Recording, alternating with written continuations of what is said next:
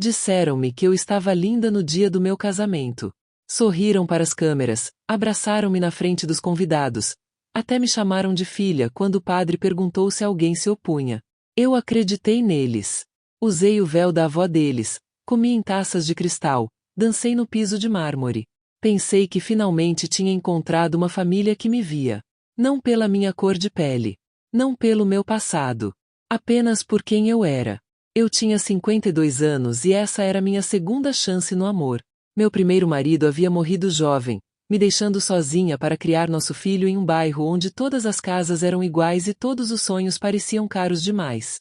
Mas Richard era diferente. De voz suave. Paciente. Ele segurava minha mão como se fosse feita de algo precioso. Sua mãe havia me dado um beijo na bochecha no jantar de noivado.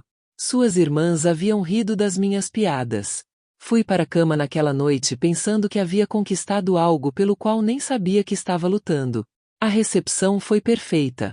Rosas brancas por toda parte. Uma banda de jazz tocando músicas que eu costumava cantarolar enquanto lavava a louça no meu pequeno apartamento. O pai de Richard fez um brinde sobre o amor que transcende todas as barreiras. Eu chorei. Lágrimas de verdade. Daquelas que vêm do alívio, não da dor. Pensei que aquele discurso fosse sobre nós. Sobre como uma mulher negra do Southside podia se casar com uma família com pinturas a óleo no corredor e um sobrenome que abria portas. Eu estava errado. 3 dias depois do casamento, encontrei o grupo de bate-papo. Richard tinha deixado o laptop aberto no escritório. Eu não estava bisbilhotando. Estava procurando o contato do fotógrafo para enviar um agradecimento. Mas lá estava. Uma conversa intitulada A Situação. Eu deveria ter fechado. Saído.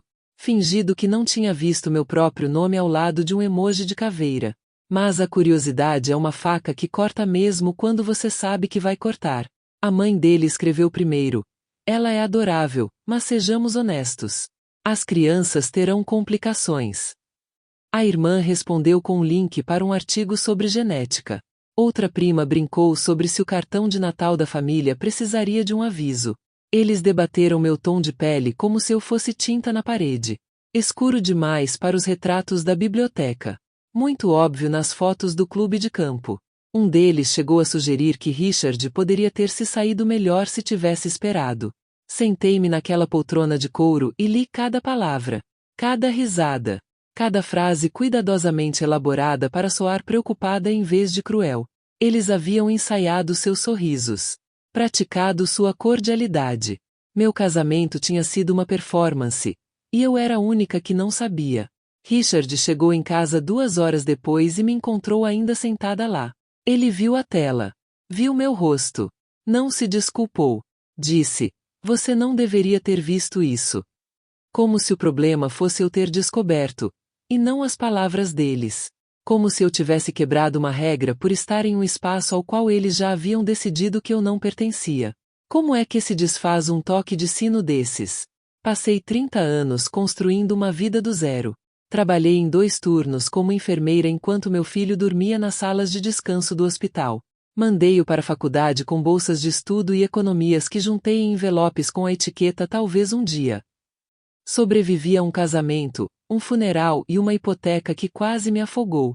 Eu tinha dignidade. Mas naquele momento, sentada em uma casa que cheirava dinheiro antigo e mentiras recentes, senti como se tivesse 12 anos de novo, parada do lado de fora de uma loja enquanto o dono me seguia com o olhar. Richard implorou para que eu entendesse. Disse que sua família era antiquada, mas que acabaria aceitando. Que eu estava exagerando. Que o amor deveria ser sobre perdão. Ele realmente usou essa palavra. Perdão. Como se eu lhes devesse absolvição por ter decidido que minha negritude era uma mancha em sua preciosa linhagem. Eu não gritei. Não joguei nada. Olhei para o homem com quem me casei e percebi que não o conhecia de verdade. Ele parecerá gentil porque gentileza não custa nada quando você não é quem paga pela crueldade. Ele parecerá corajoso porque nunca precisou ser. Fiz-lhe uma pergunta. Você sabia que eles se sentiam assim antes de nos casarmos? Ele hesitou. Apenas 2 segundos. Mas essa pausa me disse tudo. Passei aquela noite no quarto de hóspedes, encarando o teto, ouvindo a casa se acomodar ao meu redor como uma armadilha. Eu podia ir embora, arrumar minhas coisas, pedir a anulação do casamento, desaparecer na minha antiga vida como se tudo tivesse sido um pesadelo. Era isso que eles esperavam. Era isso que eles queriam. Uma saída tranquila. Sem escândalo. Apenas um divórcio discreto e uma história que eles pudessem transformar em algo mais confortável. Mas eu não fui feita para desaparecer. E eu acabará de herdar algo muito mais valioso do que a aprovação deles. Eu tinha os segredos deles. A crueldade deles por escrito. A arrogância deles registrada em carimbos de data, hora e confirmações de leitura. E eu tinha tempo. Porque, aos 52 anos, eu havia aprendido que vingança não tem a ver com raiva. Tem a ver com estratégia. Tem a ver com observar alguém lhe entregar o fósforo e esperar até que essa pessoa esteja em cima da gasolina para acendê-lo. Eles achavam que eu era sombrio demais para o legado deles. Não faziam ideia de que eu estava prestes a reescrevê-lo. Não consegui dormir naquela noite. Não porque estivesse chorando. Já havia chorado o suficiente na vida para saber quando as lágrimas ajudariam e quando apenas embaçariam minha visão. Aquele era um momento que exigia clareza. Então, deitada naquele quarto de hóspedes com suas cortinas pesadas e lençóis caros, ouvindo Richard andar de um lado para o outro no corredor lá fora, fiz o que sempre faço quando o mundo tenta me destruir. Comecei a enumerar meus bens. Não era dinheiro. Eu havia aprendido há muito tempo que o verdadeiro poder nem sempre tem um preço. Eu contava informações, relacionamentos, credibilidade. O tipo de capital que se constrói ao longo de décadas de presença, trabalho árduo, sendo aquela pessoa que todos subestimam até que seja tarde demais. A família de Richard tinha riqueza. Riqueza antiga. O tipo de riqueza que vem com retratos, propriedades e um sobrenome que faz com que os advogados retornem as ligações. Mas riqueza sem sabedoria é apenas um palco maior para a tolice. E eles tinham acabado de me dar um lugar na primeira fila para deles. O grupo de bate-papo foi meu primeiro trunfo. Capturas de tela não mentem. Registros de data e hora não esquecem. Cada piada sobre o meu tom de pele, cada preocupação cuidadosa com complicações, cada sugestão de que Richard poderia ter escolhido melhor. Tudo estava lá, preservado no âmbar digital da própria arrogância deles. Eles estavam tão confiantes em sua privacidade, tão certos de que sua bolha familiar era impenetrável, que nem sequer usaram palavras-código. Digitaram meu nome. Usaram fotos do casamento. Traçaram linhas do meu rosto até seus medos sobre como os netos poderiam ser. Mas informação por si só não é poder. É preciso o público certo. O momento certo. A consequência certa. Passei 3 décadas na área da saúde, transitando pelas hierarquias hospitalares, lidando com egos muito mais frágeis do que esses. Eu sabia como as instituições funcionavam, como reputações desmoronavam, como uma verdade bem colocada podia desfazer anos de uma imagem cuidadosamente construída. A família de Richard não era apenas rica, era visível. Sua mãe participava de conselhos de organizações sem fins lucrativos. Seu pai prestava consultoria para fundações. Sua irmã liderava uma iniciativa de diversidade em sua empresa. Quase ri disso. Eles construíram sua identidade pública sendo o tipo de pessoa que acolhia a todos. Progressistas. De mente aberta. Evoluídos. As mensagens privadas entre eles contavam uma história diferente. Levantei-me por volta das 4 da manhã e fiz café na cozinha deles. Prensa francesa. Grãos importados. Tudo naquela casa era importado, inclusive a moral deles. O nascer do sol entrava pelas janelas salientes e pintava tudo de dourado, e percebi algo que me fez segurar a caneca de cerâmica quente com firmeza. Eles tinham medo de mim. Não por algo que eu tivesse feito, mas pelo que eu representava. A prova de que o mundo cuidadosamente construído por eles não era tão exclusivo quanto precisavam que fosse. Que a linhagem deles, o legado precioso, poderia ser diluído por alguém que não fosse do mesmo bairro. Esse medo era meu segundo trunfo. As pessoas causam os piores danos quando estão com medo. Elas ficam descuidadas. Confiantes demais. Documentam coisas que deveriam sussurrar. Criam provas quando deveriam se distanciar. E a família de Richard, apesar de toda sua educação e etiqueta, Cometeu o erro amador de tratar o grupo de bate-papo como um confessionário em vez de um tribunal. Cada mensagem era uma confissão. Cada risada, uma admissão. Eles construíram o próprio caso contra si mesmos. E eu era apenas o promotor que por acaso encontrou o processo. Richard bateu na porta do quarto de hóspedes por volta das 7. Perguntou se podíamos conversar. Deixei-o entrar porque precisava ver seu rosto quando fizesse as perguntas que determinariam o que aconteceria a seguir. Ele sentou-se na beira da cama, parecendo exausto e menor do que eu me lembrava. Começou com um pedido de desculpas. Disse que sua família não tinha a intenção de dizer o que parecia, que eles estavam apenas preocupados com a possibilidade de eu sofrer preconceito, que queriam proteger meus futuros filhos da crueldade do mundo. Deixei-o terminar. Depois, perguntei-lhe sobre o planejamento do casamento, sobre os 6 meses de provas de vestido, degustações de menu e organização das mesas, sobre as conversas que ele certamente teve com a mãe, as irmãs, os primos, sobre se aquela era a primeira vez que eles expressavam preocupações ou apenas a primeira vez que tudo aquilo era registrado por escrito. Ele não conseguia olhar para mim. Foi aí que eu soube. Isso não era uma surpresa para ele. Era uma realidade com a qual ele vinha lidando, negociando, esperando que eu nunca descobrisse. Ele se casou comigo mesmo assim, não apesar do racismo da família dele, mas sim por causa dele. Como se fosse uma peculiaridade que ele pudesse contornar. Uma diferença de opinião, e não uma traição fundamental a tudo que o casamento deveria significar. Foi então que tomei minha decisão. Não com raiva, embora eu tivesse muita. Não com mágoa, embora ela também estivesse presente. Tomei a decisão no espaço frio e prático onde reside a sobrevivência. O mesmo lugar que me ajudou a concluir a faculdade de enfermagem com uma criança pequena em casa. O mesmo lugar que me ajudou a me reerguer após a morte do meu primeiro marido e as contas que não paravam de chegar.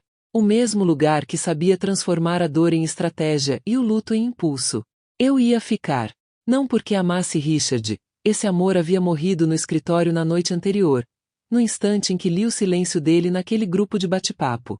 Mas porque ir embora lhes daria exatamente o que queriam. Uma saída limpa.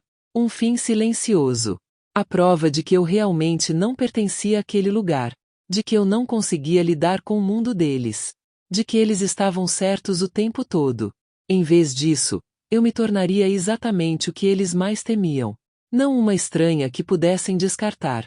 Não um erro que pudessem apagar. Mas um membro da família com acesso, com conhecimento, com o tipo de proximidade que torna impossível guardar segredos. Eu aprenderia tudo sobre a fundação deles, as reuniões do conselho, as campanhas de arrecadação de fundos, os compromissos públicos com a inclusão e a equidade. Eu sorriria em seus eventos, trabalharia como voluntária em suas causas e me tornaria tão visível, tão integrada, tão inegavelmente presente que, ao me removerem, eles teriam que explicar o porquê. E quando chegasse a hora certa, quando eu tivesse construído credibilidade suficiente, reunido provas suficientes e me posicionado exatamente onde precisava estar, eu mostraria ao mundo quem eles realmente eram. Não com acusações. Não com raiva. Mas com as próprias palavras deles, as próprias piadas, as próprias provas cuidadosamente digitadas de que tudo em que afirmavam acreditar era uma farsa. Richard ainda falava. Algo sobre terapia. Sobre o tempo. Sobre como o amor vence tudo. Olhei para ele e percebi que ele realmente acreditava nisso. Acreditava que poderíamos, através da terapia, superar o fato de sua família ter discutido minha negritude como se fosse um defeito genético. Que eu poderia, de alguma forma, perdoar e conquistar a aceitação deles. Ele não entendia que eu não estava mais interessado na aceitação deles. Eu estava interessado na responsabilidade deles. E eu tinha acabado de herdar as chaves para fazer isso acontecer. É por isso que tantas pessoas escolhem permanecer em situações que parecem impossíveis de fora, não porque sejam fracas, mas porque enxergam uma perspectiva que ninguém mais vê. Uma oportunidade disfarçada de obstáculo. Uma chance de reescrever o final que todos os outros presumiam já estar escrito. Disse a Richard que precisava de tempo para pensar. Ele pareceu aliviado. Pensou que eu estivesse considerando o perdão. Ele não fazia ideia de que eu estava planejando documentar tudo. Que cada conversa dali em diante seria um depoimento. Cada jantar em família seria um reconhecimento. Cada sorriso seria uma estratégia. Eles queriam que eu desaparecesse. Em vez disso, eu estava prestes a me tornar inesquecível. Mas primeiro, eu precisava entender exatamente que tipo de legado eu estava reescrevendo. A propriedade da família ocupava 12 acres num subúrbio onde as árvores tinham nomes e as caixas de correio custavam mais do que meu primeiro carro. Eu havia passado por bairros como esse a vida inteira, sem jamais imaginar que um dia moraria em um. Agora, eu caminhava por suas trilhas bem cuidadas todas as manhãs, passando pelo jardim que sua avó havia projetado e pela fonte que seu bisavô importara da Itália, e observava tudo. Não com o deslumbramento de uma noiva, mas com a concentração de alguém que está criando um mapa para um lugar que planeja percorrer no escuro. 2 semanas depois do casamento, a mãe de Richard ofereceu um brunch. Quase recusei. O quarto de hóspedes tinha se tornado meu santuário, o único lugar naquela casa onde eu não me sentia como se estivesse atuando. Mas ficar longe seria sinal de fraqueza. Confirmaria o que eles já acreditavam, que eu não pertencia àquele lugar, que eu não conseguiria lidar com o mundo deles, que eventualmente eu simplesmente desapareceria de volta para a vida que eles imaginavam que eu tinha vindo. Então, vesti um vestido cor creme, as pérolas que herdei da minha mãe, e entrei naquela varanda ensolarada como se fosse minha. Estavam todos lá. Sua mãe servindo mimosas em taças de cristal que captavam a luz como promessas quebradas. Suas irmãs discutindo sobre as escolas particulares dos filhos. Suas tias debatendo entre casas de férias em Martha's Vineyard e nos Hamptons. Elas olharam para cima quando entrei e, por um instante, talvez 2 segundos, seus rostos revelaram algo cru. Não exatamente culpa, mas como desconforto de se verem num espelho que não haviam pedido. Então, os sorrisos voltaram. Ensaiados. Perfeitos. Vazios. A mãe dele beijou minha bochecha. Querida, você está linda. Essa cor te favorece muito. Eu ouvi o que ela não disse. O peso que favorece carregava, insinuando que outras cores não ficariam bem em você. O fato de em você criar uma separação, um lembrete sutil de que minha pele exigia cuidados diferentes dos deles. Eram os cortes que não sangravam imediatamente. O tipo de corte que você só sente horas depois, quando repassa a conversa e percebe que foi ferida bem na sua frente. Sentei-me à mesa deles. Comi seus ovos pochê e frutas vermelhas frescas. Ri de suas piadas sobre clubes de leitura e galas beneficentes. E ouvi. Ouvi de verdade. Não o que diziam, mas o que se escondia por trás daquilo. O jeito como a irmã dele mencionou a iniciativa de diversidade da empresa 3 vezes, como se precisasse que todos soubessem que tinha colegas negros. O jeito como a tia dele perguntou sobre minha origem com aquela ênfase peculiar que, na verdade, significava que ela estava perguntando sobre classe social, sobre educação, sobre se eu tinha as qualificações necessárias para justificar minha presença. O jeito como a mãe dele ficava tocando meu braço, demonstrando afeto para a plateia de familiares que observavam para ver se eu seria aceita ou expulsa. Naquele momento, compreendi algo que não havia entendido completamente antes. Não se tratava apenas de mim. Tratava-se deles. Do que a minha existência na família deles revelava sobre a distância entre quem eles afirmavam ser e quem realmente eram. Cada valor progressista que publicavam nas redes sociais, cada doação para causas de justiça racial, cada declaração pública sobre inclusão, eu era o teste que eles reprovavam em segredo. E eles sabiam disso. Por isso, não podiam simplesmente me ignorar. Precisavam me controlar. Me transformar em uma versão que pudessem aceitar, ou provar que eu não me encaixava para justificar a minha expulsão. Mas passei a vida inteira sendo subestimada. Sendo a enfermeira negra em salas cheias de médicos brancos que presumiam que eu estava ali para limpar, e não para curar. Sendo a mãe solteira em reuniões de pais e professores onde as pessoas falavam devagar, como se a pobreza tivesse prejudicado minha compreensão. Sendo a mulher no banco que precisava apresentar o dobro de documentos da pessoa à minha frente na fila. Eu sabia como sorrir apesar dos insultos. Como documentar tudo parecendo dócil. Como construir uma argumentação sólida enquanto todos presumiam que eu estava apenas tentando sobreviver. Depois do brunch, a mãe de Richard me pediu ajuda na cozinha. Só nós duas. Ela lavou a louça numa pia que provavelmente custou mais do que um semestre da faculdade do meu filho, e falou sobre família, sobre legado, sobre como o nome Vestuou, o sobrenome da família de Richard, carregava responsabilidades, expectativas, padrões que haviam sido mantidos por gerações.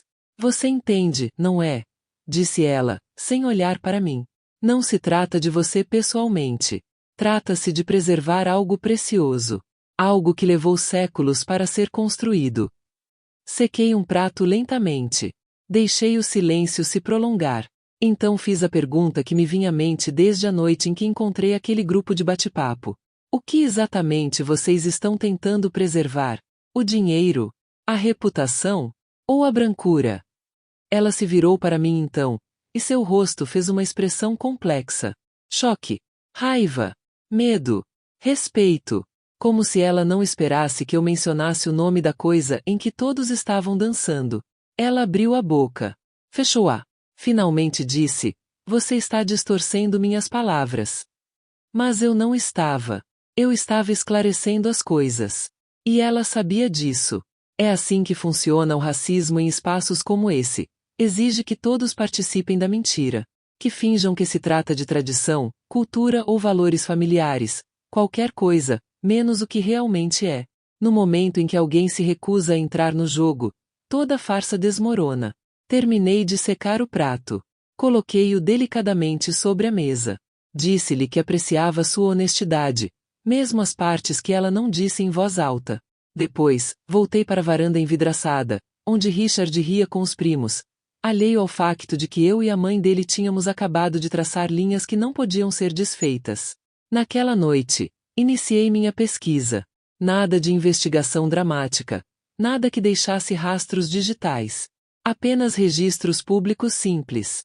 Declarações de imposto de renda da Fundação Familiar. Atas das reuniões do Conselho da Organização Sem Fins Lucrativos presidida por sua mãe. Histórico de doações. Pedidos de financiamento. Reuni tudo que estava disponível por meio de canais legais. O tipo de informação que qualquer pessoa poderia acessar se soubesse onde procurar e tivesse paciência para ler centenas de páginas de linguagem burocrática. O que descobri não me surpreendeu. Na verdade, me decepcionou. O que, de certa forma, é pior. A fundação dirigida pela mãe dele concedia exatamente uma bolsa de estudos por ano a um estudante não branco. Uma de 15 bolsas anuais. A organização sem fins lucrativos que ela presidia tinha um site repleto de rostos diversos, mas o conselho administrativo? 11 membros. 10 brancos. Uma mulher asiática que havia sido adicionada no ano anterior, provavelmente depois que alguém apontou a imagem negativa que a situação transmitia. A iniciativa de diversidade da irmã de Richard em seu escritório de advocacia? Encontrei o comunicado de imprensa. Muitas palavras sobre compromisso e inclusão. Mas quando comparei com os dados reais de contratação, disponíveis publicamente porque eles eram contratados pelo governo, os números contavam uma história diferente. Eles haviam contratado exatamente 3 associados negros nos últimos 5 anos. 2 saíram em 18 meses. A terceira ainda estava lá, provavelmente resistindo, coletando suas próprias evidências. Esse era o legado que eles estavam tão desesperados para preservar. Não a excelência. Não a conquista. Apenas a aparência dela, construída sobre uma base de exclusão que eles aprenderam a descrever em uma linguagem polida o suficiente para um brante. Salvei tudo. Criei pastas com nomes genéricos como Pesquisa da Fundação Familiar e informações sobre organizações sem fins lucrativos. Fiz backup em 3 locais diferentes. Então, fiz algo que pareceria loucura para qualquer um que estivesse observando. Me ofereci como voluntária. Disse à mãe do Richard que queria me envolver com o trabalho da fundação, que tinha experiência na área da saúde e que talvez pudesse ajudar com as iniciativas de bem-estar. Ela pareceu surpresa. Depois, satisfeita. Como se eu finalmente estivesse aceitando meu lugar. Aprendendo a ser grata. Ela não fazia ideia de que eu estava entrando em seu mundo com o gravador ligado, não literalmente, eu não precisava disso, mas mentalmente. Cada reunião seria anotada. Cada contradição documentada. Cada promessa que não correspondesse aos dados se tornaria parte de um padrão. Richard achava que eu estava me recuperando. Seguindo em frente. Ele voltou a dormir no nosso quarto, a falar sobre o futuro, a fazer planos para férias e viagens. Ele achava que meu silêncio significava aceitação. Ele não entendia que significava preparação. Porque eis o que aprendi em 30 anos de sobrevivência. As pessoas que te machucam raramente são punidas pela tua raiva. Elas são punidas pela tua paciência. Pela tua disposição em esperar até que elas se esqueçam de que estás observando, até que relaxem e voltem a ser elas mesmas, até que criem as provas de que precisas sem sequer perceberem que estão construindo teu caso. E a família de Richard estava prestes a me dar tudo o que eu precisava. Eles só não sabiam disso ainda. As reuniões da fundação aconteciam toda terceira quinta-feira do mês. Participei da minha primeira em outubro, 6 semanas depois do casamento. A sala de conferências tinha aquele tipo de vista pela qual as pessoas pagam a mais. Janelas com vista para um jardim privativo, obras de arte originais nas paredes, cadeiras que provavelmente custavam mais do que meu salário mensal costumava ser. 8 pessoas estavam sentadas ao redor daquela mesa. A mãe de Richard na cabeceira. Sua assistente anotando tudo. 5 membros do conselho que eu nunca tinha visto. E eu. Fui recebida com muita cordialidade. Até demais. Como as pessoas fazem quando estão demonstrando generosidade para uma plateia, mesmo que essa plateia seja composta apenas por elas mesmas. A mãe de Richard me apresentou como a mais nova integrante da família, ansiosa para contribuir. Não pelo nome, a princípio. Apenas pela minha relação com eles, pela minha proximidade com o mundo deles. Sorri. Apertei as mãos. Sentei na cadeira que haviam puxado para mim como se eu fosse uma convidada, e não alguém que havia se casado com a família. A reunião começou com os relatórios orçamentários. Números que me deixaram com um nó na garganta, não por serem altos, embora fossem, mas pela forma casual como foram discutidos. 100 mil para marketing. 50 mil para um organizador de eventos. 20 mil para fotografia. E então, quase como um acréscimo de última hora, 15 mil no total para as bolsas de estudo que supostamente eram a missão principal da fundação. O dinheiro gasto para melhorar a imagem da fundação era quase 10 vezes maior do que o gasto para realmente ajudar alguém. Não disse nada. Ainda não. Há muito tempo aprendi que a primeira reunião serve para ouvir, para entender a dinâmica, para descobrir quem detém o poder real e quem apenas pensa que o detém. A mãe de Richard conduzia a reunião, mas um dos membros do conselho, um senhor chamado Robert, que usava abotoaduras que refletiam a luz quando gesticulava, não parava de redirecionar a conversa. Sugerindo, corrigindo, reformulando. Ele era o dinheiro. Ela era o nome. Juntos, controlavam tudo, e todos os outros naquela sala estavam ali apenas para dar a impressão de democracia. Quando chegaram à discussão sobre as bolsas de estudo, minha atenção mudou. Falavam dos contemplados como se fossem projetos. Histórias de sucesso que poderiam publicar no site. Uma das meninas tinha entrado para a faculdade de enfermagem. Eles não paravam de enfatizar isso, olhando para mim como se isso criasse algum tipo de vínculo. Como se minha carreira me tornasse responsável por celebrar a única bolsa concedida a um estudante negro que seguia o mesmo caminho. Não mencionaram as centenas de outros candidatos. Não discutiram porque apenas uma bolsa, entre 15, foi para estudantes negros, sendo que o grupo de candidatos era muito mais diverso. Simplesmente passaram a falar sobre o planejamento do baile de gala, onde gastariam mais com arranjos de flores do que com as bolsas concedidas aos estudantes durante todo o ano. Após a reunião, Robert se aproximou de mim. Perguntou sobre minha formação. Onde estudei? Como conheci Richard?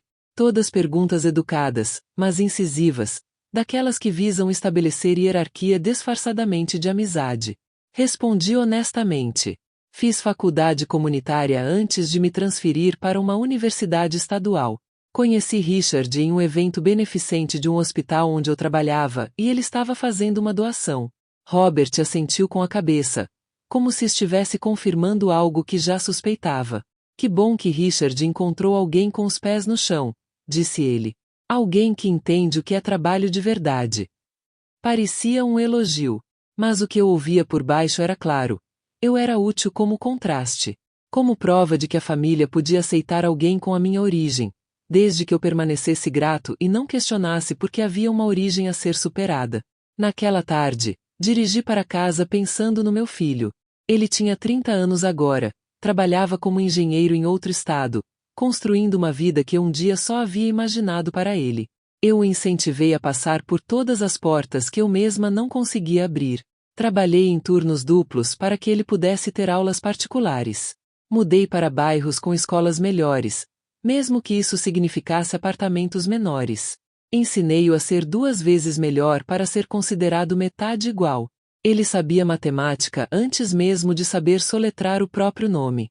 E lá estava eu, sentada em salas onde as pessoas gastavam mais com o buffet do que davam aos alunos que precisavam exatamente do que meu filho precisava. Uma chance. Apenas alguém que acreditasse que seu potencial valia a pena investir. Não era a raiva que eu sentia dirigindo para casa. Era algo mais frio. Clareza. Aquele tipo de clareza que surge quando você percebe que o sistema não está quebrado, está funcionando exatamente como foi projetado. E as pessoas que o administram se convenceram de que são generosas porque, ocasionalmente, deixam alguém entrar. Naquela noite, comecei a mapear as conexões. Não apenas a fundação, mas tudo o que ela envolvia. Os membros do conselho também participavam de outros conselhos. Robert tinha ligações com 3 grandes corporações. A mãe de Richard participava de comissões no museu, na orquestra sinfônica e na escola particular onde suas sobrinhas estudavam. Todas as instituições estavam interligadas, todas as famílias conectadas, e no centro de tudo estava a ideia de que eles mereciam aquele acesso porque o haviam conquistado através de gerações de trabalho árduo. Eles nunca mencionaram que aquelas gerações tiveram acesso a empréstimos que foram negados legalmente aos meus avós. A escolas que meus pais não puderam frequentar. A bairros onde as escrituras proibiam explicitamente a venda de imóveis para famílias negras. Falavam de legado como se fosse mérito, em vez do que realmente era. Uma vantagem herdada que se acumulava ao longo do tempo até parecer natural. Comecei a documentar tudo em um diário. Não no meu computador, onde Richard pudesse ver. Caneta e papel à moda antiga, guardados na minha bolsa. Anotações de reuniões. Citações de que me lembrava. Discrepâncias entre o que a fundação alegava publicamente e o que de fato fazia em privado. É nesse ponto que muitas pessoas sentem o impulso de apoiar esse tipo de jornada, deixando um sinal silencioso de que a mensagem ressoa, de que a verdade importa, mesmo quando é desconfortável de ouvir. Richard perguntou se eu tinha gostado da reunião. Eu disse que sim. Ele pareceu aliviado. Disse-me que a mãe dele achava que eu estava me adaptando muito bem. Que eu tinha uma graça natural que impressionava a todos. Quase ri. Graça. Como se minha capacidade de ficar sentada em silêncio enquanto eles discutiam orçamentos que revelavam suas prioridades fosse algum tipo de virtude. Como se meu silêncio fosse elegância em vez de estratégia. Mas guardei esse pensamento para mim. Porque eu estava aprendendo a língua deles. Entendendo como se comunicavam em código, como usavam palavras como adequação à cultura, valores tradicionais e preservar a excelência para significar coisas que não podiam dizer diretamente. E uma vez que você entende o código, pode começar a decodificar todo o resto. As práticas de contratação que favoreciam candidatos com laços familiares. Os critérios de bolsas de estudo que exigiam cartas de recomendação de pessoas da rede de contatos deles. Os pedidos de financiamento que premiavam organizações já conectadas ao seu mundo. Foi genial, na verdade. Um sistema fechado que parecia aberto. Um portão que parecia convidativo até você perceber que a chave era herdada e ninguém fazia novas cópias. 3 meses se passaram. Compareci a todas as reuniões. Me ofereci para participar de comissões. Ajudei a planejar o baile de gala que arrecadaria fundos, a maior parte dos quais seria usada para arrecadar mais dinheiro. Sorri em seus eventos. Posei para fotos que seriam publicadas no site, na seção Nossa Comunidade. Tornei-me exatamente o que eles queriam, visível o suficiente para demonstrar sua inclusão, discreto bastante para não perturbar seu conforto. E enquanto eu desempenhava esse papel, eu coletava tudo. Cada promessa que eles faziam publicamente e que contradizia suas ações privadas. Cada estatística que eles distorciam. Cada política que parecia neutra, mas que produzia resultados previsivelmente desiguais. Eu não estava reunindo provas para um tribunal. Eu estava construindo algo mais permanente. Um registro. Uma contranarrativa. O tipo de documentação que não podia ser descartada porque vinha de seus próprios materiais, suas próprias palavras, seus próprios números. A família de Richard achava que eu estava me integrando, aprendendo a pertencer. Eles não faziam ideia de que eu estava arquivando tudo, que cada sorriso que eu lhes dava era um prenúncio do processo de acerto de contas que eu estava construindo, que minha paciência não era aceitação, era preparação. Porque a questão é que os legados só são tão fortes quanto as histórias que os sustentam. E eu estava prestes a apresentar uma nova história. Uma que eles não podiam controlar. Uma que reescreveria tudo o que eles pensavam ter construído. Mas primeiro, eu precisava que eles confiassem completamente em mim. Que esquecessem que eu sequer tinha visto aquele grupo de bate-papo. Que acreditassem que eu tinha superado aquilo, perdoado, aceitado meu lugar no mundo deles. E eles estavam quase lá.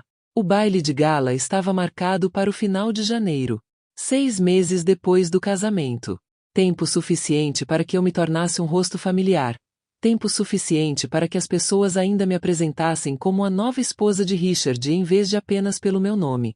O evento era a vitrine deles, o momento em que os doadores viam para onde ia o seu dinheiro, em que os membros do conselho cumpriam seu compromisso com a educação, em que a imagem pública da fundação era polida até brilhar, o que o sustentaria por mais um ano fazendo o mínimo enquanto alegavam um impacto transformador. Fui designada para a comissão de boas-vindas. Recepcionava os convidados. Distribuía os programas. Sorria ao lado da mãe de Richard enquanto os fotógrafos capturavam momentos que mais tarde apareceriam nas páginas sociais e nos boletins informativos da fundação. Ela havia escolhido meu vestido. Enviou para casa com um bilhete dizendo que achava que a cor ficaria deslumbrante em mim. Era bordô, profundo o suficiente para ser elegante, escuro bastante para que eu entendesse a mensagem implícita, nada muito chamativo, nada que desviasse a atenção das pessoas que importavam. Usei a roupa mesmo assim. Não porque concordasse, mas porque precisava que ela acreditasse que eu estava cooperando, que eu havia aceitado o meu papel, que eu entendia que meu lugar era decorativo, de apoio, de gratidão. Richard me disse que eu estava linda. Me deu um beijo na bochecha antes de sairmos para o local da cerimônia. Disse que a mãe dele estava muito satisfeita com a minha adaptação, com o quão natural eu parecia naquele mundo agora. Natural. Como se eu fosse uma planta que eles tivessem transplantado com sucesso. Como se minhas raízes não tivessem sido arrancadas violentamente de um solo e forçadas em outro. Mas eu sorri. Agradeci. Deixei que ele acreditasse na história que o fizesse se sentir confortável. O salão de baile era exatamente como se esperava. Lustres de cristal. Esculturas de gelo. Mesas cobertas com tecidos que custavam mais por metro do que a maioria das pessoas gasta com compras de supermercado em um mês. A programação incluiu discursos de membros do conselho sobre seu compromisso com a equidade educacional. Sobre acreditar no potencial independentemente da origem. Sobre investir na próxima geração de líderes. Cada palavra cuidadosamente escolhida para soar progressista, sem, no entanto, se comprometer com nada específico. Eu estava na entrada apertando a mão de pessoas que nunca haviam perdido uma refeição por vontade própria. Mulheres com diamantes que poderiam ter financiado bolsas de estudo integrais. Homens de terno sob medida discutindo carteiras de ações entre goles de champanhe que custava mais por garrafa do que a fundação dava em bolsas mensais aos estudantes que diziam apoiar. E todos se sentiam bem por estarem ali. Generosos. Iluminados. Parte da solução. Uma mulher parou para conversar comigo. Perguntou-me como eu estava me sentindo por fazer parte da família. Disse-me que tinha me notado nas últimas reuniões e que achava maravilhoso que Richard tivesse se casado com alguém de uma origem tão real. Eu sabia o que ela queria dizer. Real no sentido de pobre. Real no sentido de ter lutado. Real no sentido de que eu poderia ser apontada como prova de que eles se importavam com pessoas como eu, contanto que eu permanecesse grata e não perguntasse por que tinha que haver pessoas como eu. Agradeci-lhe. Perguntei sobre seu envolvimento com a fundação. Ela se iluminou. Contou-me que fazia parte do conselho há 8 anos. Que era o trabalho mais gratificante que já havia realizado. Que saber que estava mudando vidas fazia tudo valer a pena. Perguntei quantos bolsistas ela havia conhecido pessoalmente. Ela hesitou. Disse que achava que havia conhecido um em um almoço alguns anos atrás, mas não conseguia se lembrar exatamente. Então alguém a chamou pelo nome e ela se afastou, já esquecendo nossa conversa, já partindo para a próxima demonstração de carinho. Foi então que entendi a peça final. Essas pessoas não eram intencionalmente cruéis. Isso teria exigido consciência. Elas simplesmente estavam isoladas, tão imersas em seus privilégios que consideravam seu próprio conforto como virtude. Doavam para a fundação e se sentiam heroínas. Compareciam ao evento de gala e se sentiam envolvidas. Postavam sobre equidade educacional nas redes sociais e se sentiam progressistas. E nada disso exigia que elas realmente mudassem algo. Nem seus bairros. Nem suas escolas. Nem suas práticas de contratação. Nem os sistemas que garantiam que seus filhos herdariam as mesmas vantagens que elas tiveram. Os bolsistas foram chamados ao palco antes do jantar. 4 estudantes. 3 brancos, 1 asiático. Nenhum estudante negro este ano. Nenhum estudante latino. O site da fundação mostrava candidatos diversos, usava uma linguagem sobre alcançar comunidades carentes e publicava estatísticas sugerindo um amplo impacto. Mas, naquele palco, sorrindo para as câmeras, estavam 4 estudantes que pareciam que poderiam ter sido admitidos em qualquer lugar sem a bolsa. Escolhas seguras. Diversidade confortável. O tipo de diversidade que não desafia as suposições de ninguém sobre mérito ou pertencimento. A mãe de Richard fez um discurso sobre a missão da fundação. Sobre como toda criança merecia uma chance. Sobre como a educação era o grande equalizador. Eu assisti do canto da sala e pensei no grupo de bate-papo. Nas piadas sobre o meu tom de pele. Nas preocupações deles com os futuros netos. Em como rapidamente toda criança se transformou em certas crianças quando se observava quem de fato recebia apoio. Ela me mencionou durante o discurso. Gesticulou na minha direção. Disse algo sobre como a fundação estava crescendo, trazendo novas perspectivas, evoluindo para atender às necessidades de um mundo em transformação. As pessoas aplaudiram. Viraram-se para sorrir para mim. Eu acenei. Fiz meu papel.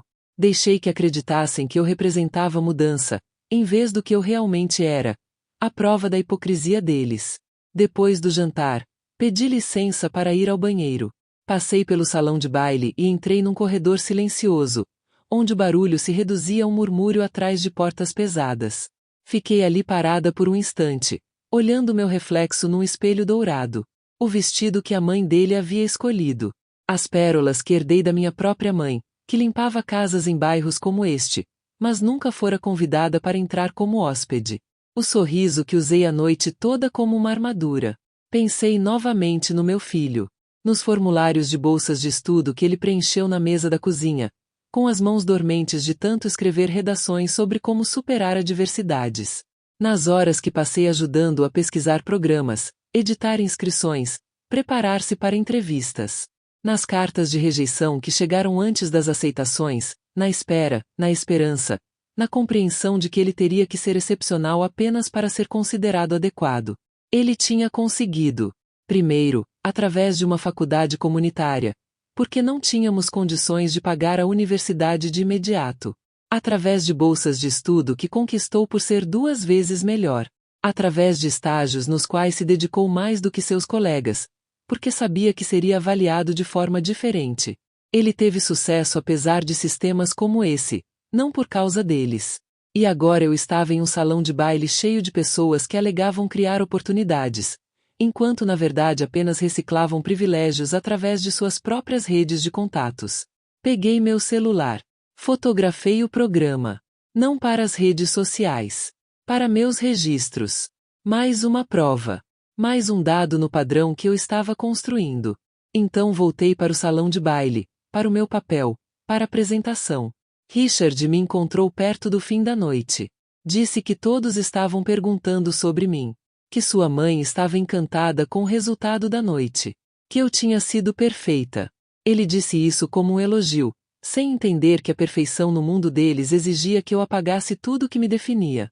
Que eu suavizasse minhas arestas até me encaixar no padrão deles.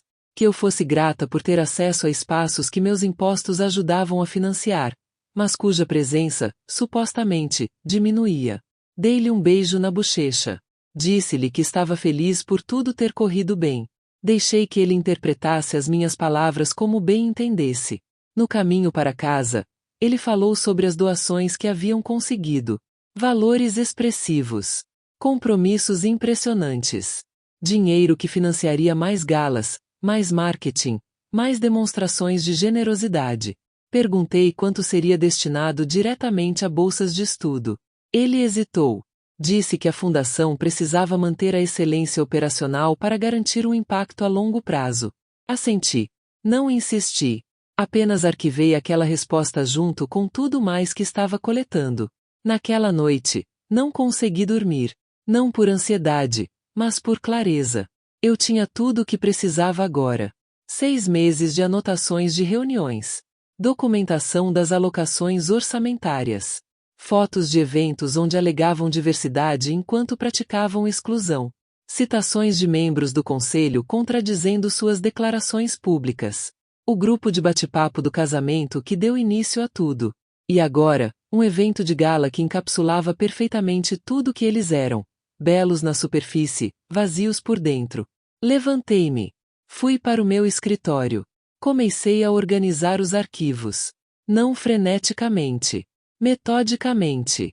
Como se faz quando se está construindo algo para durar. Algo que não pode ser descartado ou explicado de forma superficial. Algo que conta uma história tão clara, tão documentada, tão inegável que se torna sua própria verdade. A família de Richard achava que seu legado estava gravado em pedra. Nos estatutos da fundação, nos fundos fiduciários familiares e nas tradições transmitidas por gerações. Eles pensavam que sua história já estava contada, já estava segura, já era incontestável. Eles estavam errados. Porque legados não são imutáveis. São escritos em escolhas. E eu estava prestes a mostrar a eles exatamente quais escolhas eles vinham fazendo enquanto estavam distraídos. Passei as 3 semanas seguintes construindo algo que nunca havia construído antes. Não um caso no sentido jurídico, embora tivesse essa precisão.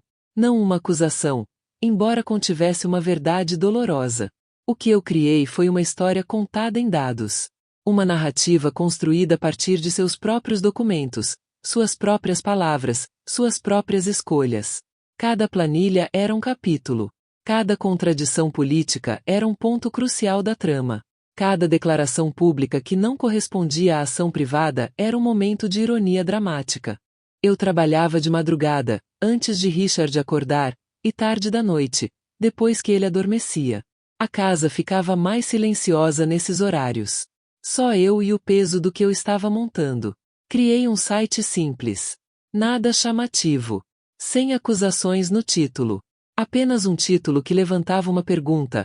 A Fundação Vestuou prática o que prega? Abaixo, organizei tudo em seções claras e inegáveis. A primeira seção mostrava a declaração de missão da instituição ao lado da distribuição real de bolsas de estudo ao longo de 5 anos. Eles alegavam servir comunidades subrepresentadas. Os dados mostravam que 87% das bolsas foram concedidas a estudantes de famílias já presentes em sua rede de contatos. Estudantes cujos pais eram doadores.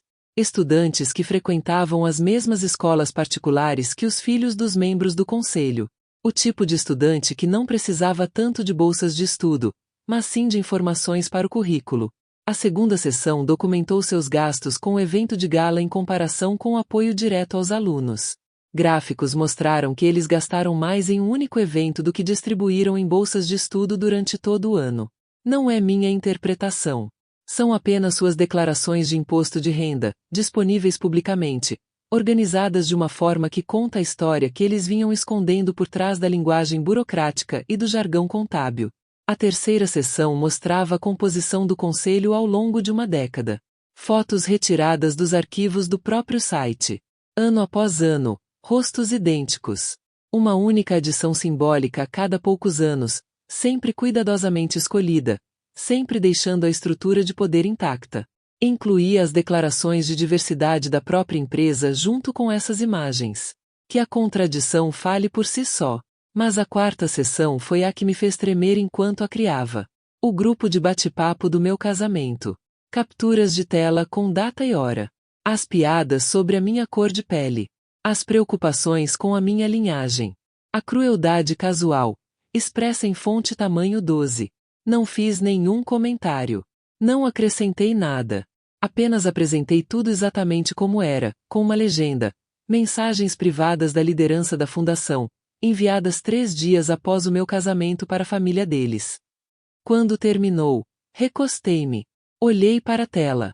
Não se tratava de vingança no sentido explosivo. Sem confrontos aos gritos. Sem cenas dramáticas. Era algo mais silencioso e permanente. Um espelho erguido para pessoas que passaram décadas evitando seu próprio reflexo. Um registro que não podia ser apagado ou explicado, porque provinha inteiramente de seus próprios materiais. A questão era o momento certo. Quando lançar o conteúdo? Como garantir que ele chegasse às pessoas que precisavam vê-lo, não apenas seu círculo social, mas também os doadores que acreditavam em sua missão, os alunos que haviam sido rejeitados, as organizações comunitárias com as quais alegavam ter parcerias, mas que na verdade ignoravam. Eu precisava que isso se espalhasse antes que pudessem conter a notícia. Que se tornasse parte do registro permanente antes que pudessem reescrever a narrativa. Pensei na minha mãe durante aquelas semanas. Ela havia falecido 5 anos antes de eu conhecer Richard, mas eu sentia a presença dela enquanto trabalhava. Ela limpou casas a vida inteira. Esfregou banheiros em casas onde não tinha permissão para usar a porta da frente. Criou a mim e meus irmãos com salários que mal davam para o aluguel, quanto mais para a dignidade. Ela costumava me dizer que a paciência era uma arma que as pessoas não esperavam de mulheres negras. Que todos presumiam que nossa raiva seria barulhenta, pública, imediata. Mas ela sabia que não era bem assim. Ela sabia que a resistência mais eficaz era muitas vezes a mais silenciosa. Aquela que desmantelava os sistemas por dentro enquanto todos pensavam que você estava apenas tentando sobreviver. Eu não estava mais apenas tentando sobreviver. Eu estava tentando reescrever o que significava sobreviver. Richard começou a notar que eu estava distante. Perguntou se estava tudo bem. Se eu estava feliz. Eu disse que estava me adaptando. Que o casamento era mais difícil do que eu esperava. Que às vezes sentia falta da minha independência. Tudo verdade, só que não da forma como ele entendeu. Ele achou que eu estava tendo dificuldades para me adaptar ao mundo dele. Ele não sabia que eu estava documentando tudo para depois destruir tudo. Sua mãe me convidou para almoçar em meados de fevereiro. Só nós duas. Ela escolheu um restaurante onde todos sabiam o nome dela, onde os funcionários a tratavam como uma rainha, onde o cardápio não tinha preços porque, se você precisasse perguntar, não pertencia àquele lugar. Sentamos perto da janela. Ela pediu para nós duas sem perguntar o que eu queria. Então, inclinou-se para a frente e pegou minha mão. Quero que saiba o quanto estou orgulhosa de você, disse ela. Da maneira como você se integrou à nossa família. Da elegância que você demonstrou. Não deve ter sido fácil. Olhei para os seus dedos cuidadosamente cuidados envolvendo a minha mão e não senti nada. Nem raiva. Nem mágoa.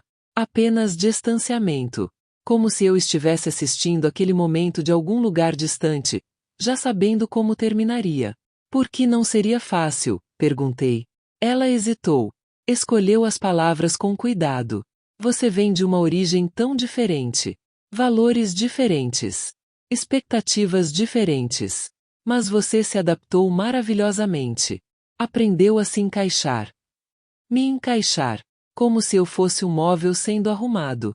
Como se toda a minha existência se resumisse a me conformar à estética deles. Sorri. Disse a ela que apreciava seu apoio. Deixei que ela acreditasse que eu era grata por sua aprovação, em vez do que eu realmente sentia. Pena. Pena de que ela tivesse vivido 50 anos neste mundo e nunca tivesse questionado se a adequação que exigia dos outros era violência disfarçada de etiqueta. Ela falou sobre os planos da Fundação para a primavera. Sobre a expansão do programa de bolsas de estudo. Sobre como a minha presença os inspirou a pensar de forma mais abrangente sobre a diversidade. Eu ouvi e pensei no site que me aguardava no meu laptop. em como cada palavra que ela dizia seria em breve comparada com as evidências que eu havia coletado, em como inspiração não era o mesmo que ação, e como eu estava prestes a tornar essa distinção impossível de ignorar. Terminamos o almoço. Ela pagou. Nos abraçamos para nos despedir no estacionamento. Ela me disse que me amava. Eu disse o mesmo porque as palavras não custavam nada e me davam mais tempo. Mas, dirigindo para casa, percebi algo que me apertou o peito. Eu não a odiava. Quase desejei odiá-la. O ódio teria sido mais simples, mais puro. Mas o que eu sentia era mais complexo. Tristeza por quem ela havia se tornado. Pelo que ela escolheu proteger em vez de questionar. Por quão completamente ela se convenceu de que seu conforto era o mesmo que estar certa. Naquela noite, defini a data de publicação. 2 semanas depois. Tempo suficiente para enviar dicas anônimas a jornalistas que cobriam a prestação de contas de organizações sem fins lucrativos. A defensores da educação que monitoravam os gastos da fundação. Aos estudantes que se candidataram a bolsas de estudo e foram rejeitados, enquanto viam candidatos muito menos qualificados serem selecionados. Eu enviaria a todos o mesmo link. Nenhuma acusação na minha mensagem. Apenas uma pergunta: este é o tipo de fundação que merece a confiança do público? As evidências farão o resto. Sempre fazem. Quando você constrói um caso com cuidado suficiente, as pessoas chegam às suas próprias conclusões. Elas não precisam que você lhes diga o que pensar. Elas só precisam ter acesso à informação que lhes foi ocultada. Richard chegou tarde em casa naquela noite. Me encontrou no escritório. Perguntou no que eu estava trabalhando. Fechei meu laptop. Disse a ele que era apenas uma pesquisa. Ele beijou o topo da minha cabeça. Disse que estava feliz por eu ter encontrado maneiras de me manter ocupada. Que sua mãe havia lhe contado sobre o almoço. Que ela achava que eu finalmente estava verdadeiramente feliz. Feliz. Reflete sobre essa palavra depois que ele saiu do quarto. Eu estava feliz? Não. Mas eu era algo melhor. Eu estava lúcida. Sabia exatamente o que estava fazendo e por quê. Sabia o preço a pagar e havia decidido que valia a pena. Eu estava trocando a ilusão de pertencimento pela integridade da verdade. E essa troca, por mais dolorosa que fosse, parecia mais honesta do que qualquer coisa que eu tivesse experimentado nesta casa. 2 semanas. 14 dias até que o legado deles encontrasse minha documentação. Até que a história deles confrontasse os fatos que eles vinham escondendo. Até que a pergunta que me faziam desde o casamento, se eu era escura demais para a linhagem deles, se tornasse irrelevante em comparação a saber se eles eram vazios demais para a própria missão. Eu havia reescrevido a narrativa deles. Agora eu só precisava publicá-la. Na manhã em que publiquei o site, acordei antes do amanhecer. Não coloquei despertador. Meu corpo simplesmente sabia. Fiz café na cozinha, onde aprendi a me virar com os eletrodomésticos importados e os armários planejados, e sentei à mesa observando o céu mudar de preto para cinza e depois para um azul claro. Richard ainda dormia lá em cima. A casa estava silenciosa, exceto pelo zumbido da geladeira e o rangido ocasional da madeira velha se acomodando. Abri o site no meu celular pela última vez. Verifiquei cada link, cada imagem, cada citação. Então, cliquei em publicar. Nada de dramático aconteceu. Nenhum alarme disparou. Nenhuma ligação telefônica inundou o site. O site simplesmente entrou no ar, permanecendo silenciosamente na internet, aguardando ser descoberto. Eu havia enviado as dicas anônimas na noite anterior. E-mails programados para jornalistas, grupos de defesa, ex-candidatos a bolsas de estudo. Mensagem simples com o link e uma única frase. Talvez você queira dar uma olhada. Sem assinatura. Sem explicação. Apenas o convite para conferir. Segui minha rotina matinal. Tomei banho. Me vesti. Preparei o café da manhã. Richard desceu por volta das 7. Me deu um beijo na bochecha e perguntou se eu tinha dormido bem. Eu disse que sim. Ele mexia no celular enquanto comia torrada, checava e-mails, lia notícias, completamente alheio ao fato de que, em meio ao ruído digital, uma história sobre sua família começava a se espalhar. A primeira resposta chegou por volta das 9. Um e-mail para o endereço de contato genérico que eu havia criado para o site. Era uma mulher que havia se candidatado a uma bolsa da Fundação Vestuou 3 anos antes. Ela havia sido rejeitada apesar de ter um histórico acadêmico impecável e uma redação convincente sobre como superar obstáculos. Ela escreveu: "Obrigada por isso. Eu achava que o problema era comigo. Achava que não era boa o suficiente. Agora sei que eu era exatamente boa o suficiente, só não tinha contatos suficientes." Mais mensagens chegaram ao longo da manhã. Alunos, pais, professores que haviam incentivado seus alunos a se inscreverem. Organizadores comunitários que haviam se associado à fundação apenas para ver o apoio prometido evaporar. Cada uma delas era uma história de decepção que havia sido privada, pessoal, fácil de descartar como fracasso individual. Mas juntas, organizadas na minha caixa de entrada como provas em um julgamento, elas se tornaram um padrão. A prova de que o que havia acontecido comigo não era excepcional. Era prática comum. Ao meio-dia, um jornalista local da área da educação publicou algo sobre o site nas redes sociais. Ainda não era um artigo completo, apenas uma sequência de tweets apontando as discrepâncias entre as declarações públicas da fundação e os dados reais. Mas essa sequência foi compartilhada. E compartilhada novamente. Depois, foi repercutida por uma organização sem fins lucrativos de fiscalização da responsabilidade de entidades sem fins lucrativos, que aparentemente tinha curiosidade sobre a Fundação Vestuou há anos, mas nunca havia reunido documentação suficiente para publicar algo substancial. Eu vi se espalhar como tinta na água. Devagar no início. Depois mais rápido. E então, por toda parte de uma vez. O telefone de Richard tocou por volta das 2. Era a mãe dele. Eu conseguia ouvir a voz dela pelo viva-voz, mesmo ele estando com o aparelho encostado na orelha. Aguda. Desesperada. Ele me olhou confuso, depois chocado, e então com algo que talvez tenha sido traição.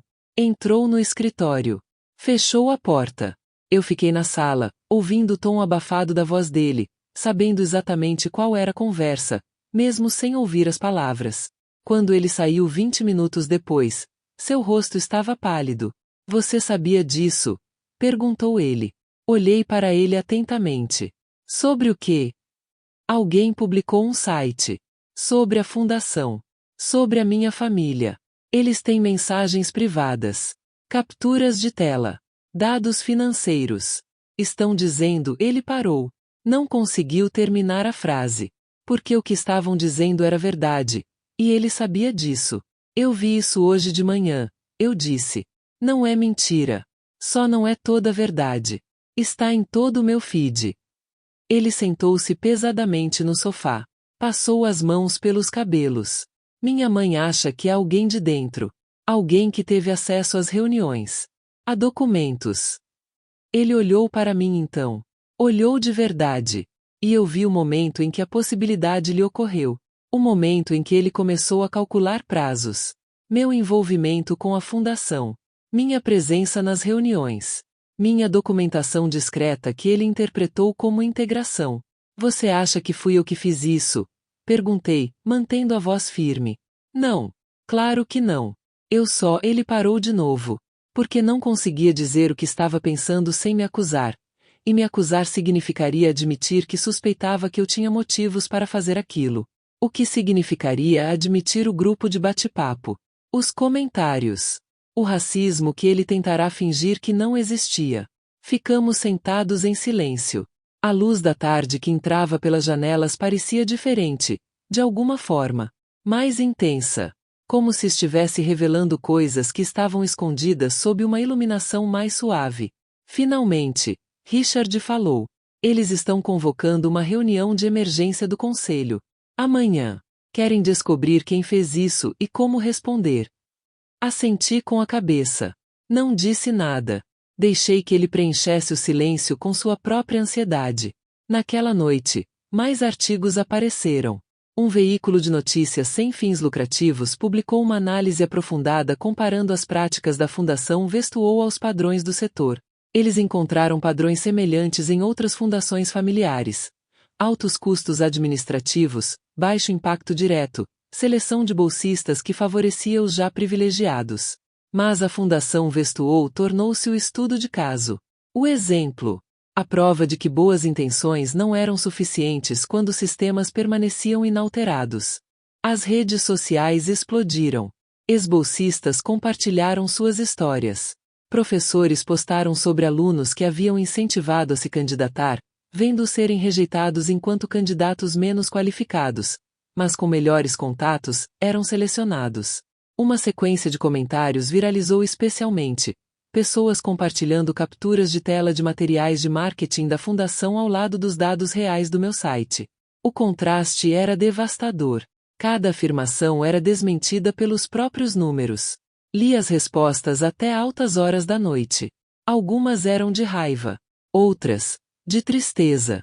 Muitas eram de pessoas que diziam suspeitar que algo estava errado, mas se sentiam impotentes para contestar. Que ver a documentação lhes deu permissão para confiar em seus instintos. Que as provas importavam de maneiras que a raiva sozinha jamais conseguiria. E percebi algo profundo. Eu não havia apenas exposto a Fundação Vestuou. Eu havia dado voz a todos que já ouviram que não eram bons o suficiente quando, na verdade, o problema era que não tinham conexões suficientes. Se você já sentiu essa dor, ser rejeitado não por falta de mérito, mas por falta de acesso, compartilhe sua história nos comentários. Porque isso não se trata apenas de uma fundação. Trata-se de todos os sistemas que alegam imparcialidade enquanto praticam o favoritismo. Richard não conseguia dormir. Eu ouvia andando de um lado para o outro lá embaixo, fazendo ligações. Sua voz estava tensa de tanto estresse. Deitei na nossa cama, embora nunca tivesse parecido realmente nossa, e pensei no que viria a seguir. A reunião do conselho seria um caos. Eles procurariam alguém para culpar. Tentariam desacreditar as informações, alegar que foram tiradas de contexto, insistir que suas intenções eram puras, mesmo que a execução tivesse sido falha. Fariam o que pessoas poderosas sempre fazem quando confrontadas com a responsabilidade: se proteger primeiro, resolver o problema depois. Mas a conversa já havia mudado. A documentação era pública. Os padrões estavam claros. E, o mais importante, as pessoas que haviam sido prejudicadas estavam se manifestando. Não estavam mais isoladas em sua decepção. Não estavam mais dispostas a se culpar por um sistema criado para excluí-las. Eu reescrevi o legado deles. Não com acusações ou raiva. Com as próprias palavras deles. Os próprios dados deles. As próprias escolhas deles, expostas para análise. E agora eu tinha que assistir ao que acontecia quando uma família, construída sobre vantagens herdadas, confrontava as evidências de como as havia mantido. A reunião de emergência do conselho estava marcada para as 10 da manhã. Richard saiu de casa às 8, o terno impecavelmente passado, o rosto abatido pelo cansaço. Perguntou-me mais uma vez se eu sabia de alguma coisa. Olhei-o nos olhos e disse que sabia o que todos sabiam, que o site existia e que as informações nele contidas eram precisas. Não era mentira. Só não era a confissão que ele esperava. Ele assentiu. Deu-me um beijo na testa por hábito, não por afeto. E então, foi embora. Esperei 30 minutos. Depois, entrei no meu carro e dirigi até a sede da fundação. Não para participar da reunião, eu não era da diretoria, apenas um voluntário que tinha sido útil para a imagem da fundação. Mas estacionei do outro lado da rua, onde podia ver a entrada. Observei os membros da diretoria chegarem um a um. Robert com sua pasta cara. A mãe de Richard de óculos escuros, apesar do céu nublado, escondendo-se das câmeras que ainda não tinham chegado, mas que poderiam chegar. Os outros membros com semblantes sérios, importantes, como pessoas prestes a resolver uma crise, e não como pessoas que a tinham criado. Sentei-me no meu carro e pensei sobre poder. Poder de verdade, não aquele herdado. O tipo de poder que se constrói com paciência e precisão. Compreendendo que exposição não se trata de quantidade, mas sim de timing. De saber exatamente quando revelar o que se sabe para que cause o máximo impacto e minimize as chances de fuga. Eu lhes dei 6 meses para me mostrarem quem eram, quando pensavam que ninguém estava olhando. Falharam espetacularmente. E agora a observação se tornou pública. Meu telefone vibrava sem parar. Mensagens de pessoas que eu havia conhecido em eventos da fundação, perguntando se eu tinha visto o site. Perguntando o que eu achava. perguntando se eu sabia quem estava por trás dele. Respondi com cautela. Disse que parecia ter sido fruto de uma pesquisa minuciosa. Disse que os dados pareciam coincidir com o que eu havia observado. Nunca assumi a autoria. Nunca neguei envolvimento. Apenas permaneci na zona cinzenta entre a verdade e a confissão, deixando que as pessoas tirassem suas próprias conclusões. Uma van de notícias parou por volta das 11 horas. Depois, outra. Alguém tinha avisado a imprensa que a reunião de emergência estava acontecendo. Provavelmente um dos jornalistas com quem eu havia entrado em contato. Ou talvez apenas alguém que entendesse que uma fundação importante em crise era uma história que valia a pena cobrir. Repórteres se posicionaram na calçada. Câmeras apontadas para a entrada do prédio. Aguardando que alguém saísse com uma declaração. Liguei o carro. Saí dirigindo antes que alguém percebesse que eu estava observando. Porque essa parte não era sobre eu estar visível. Era sobre eles serem expostos. Sobre as escolhas deles se tornarem públicas. Sobre a discrepância entre a missão deles e os métodos sendo documentada em tempo real. Fui a uma cafeteria no centro. Pedi algo que eu não queria de verdade e sentei perto da janela com meu laptop. Atualizei as análises do site. Milhares de visitantes em menos de 24 horas. Comentários aos montes. Compartilhamentos se espalhando por plataformas nas quais eu nem sequer havia postado diretamente. A história ganhou impulso próprio. Não precisava mais de mim. Era sustentada por todos que tinham sua própria versão dessa experiência. Todos que foram avaliados por sistemas que alegavam mérito, mas praticavam nepotismo. Todos a quem disseram que não eram exatamente adequados para oportunidades que, de alguma forma, sempre iam para pessoas que já tinham tudo. Por volta do meio-dia, a mãe de Richard saiu do prédio. Assistia a uma transmissão ao vivo que alguém havia iniciado.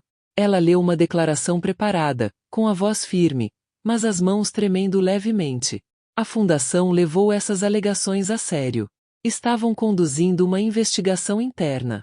Mantiveram-se comprometidos com sua missão. Toda a linguagem padrão de gerenciamento de crises. Nada que reconhecesse o problema real.